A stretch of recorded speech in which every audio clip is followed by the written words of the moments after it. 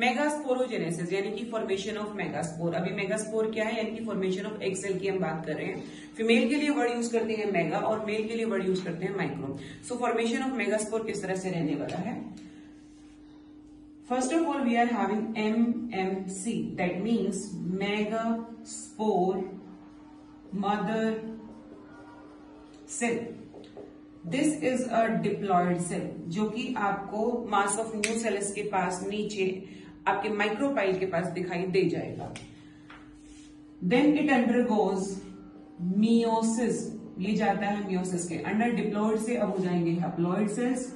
तो 4 सेल आपको मिलेंगे at the end of meiosis 1 and 2।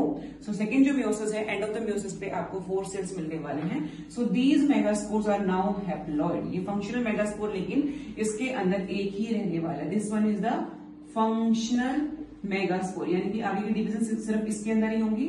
ये वाले जो सेल्स हैं ये हमारे डीजेनरेट हो जाने वाले हैं। अब कौन से सेल्स डीजेनरेट होंगे और कौन सा फंक्शनल रहेगा?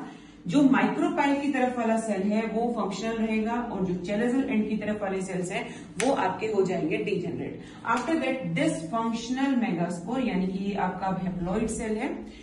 अब इसके अंदर 3 सब्सिक्वेंट कैरियोकाइनेसिस, यानी कि सिर्फ इसका न्यूक्लियस डिवाइड करेगा, इसका पूरा कंप्लीट डिवीजन नहीं होने वाला है।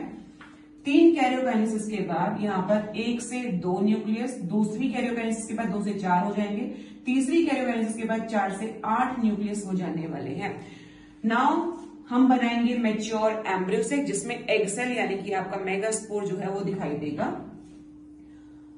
इनमें से 3 जो है चेलाजा की तरफ जाएंगे और 3 सेल्स बन जाएंगे। इनको हम बोलते हैं antipodals. These are the antipodals. 2 आ जाएंगे एक ही सेल के अंदर, सेंट्रल सेल के अंदर 2 न्यूक्लियस हैं, पोलर न्यूक्लियस हम इनको बोलेंगे। एक बड़ा सेल एग बनाएगा, this is the egg cell जिसके लिए सारी प्रोसेस हुई है। 2 जो है बचे हुए इसके आसपास आके 2 छोटे सेल्स बन जाएंगे और इन्हें हम बोलते हैं साइनर्जिड्स। इसी के अंदर आपको कुछ थ्रेड्स दिखाई देंगे, these are the filiform apparatus, और इस कंप्लीट एपरेटस को हम बोलते हैं egg apparatus. So this is your embryo sac और आपका मेगास्पोर यानी कि एग सेल यहाँ पे बन चुका है।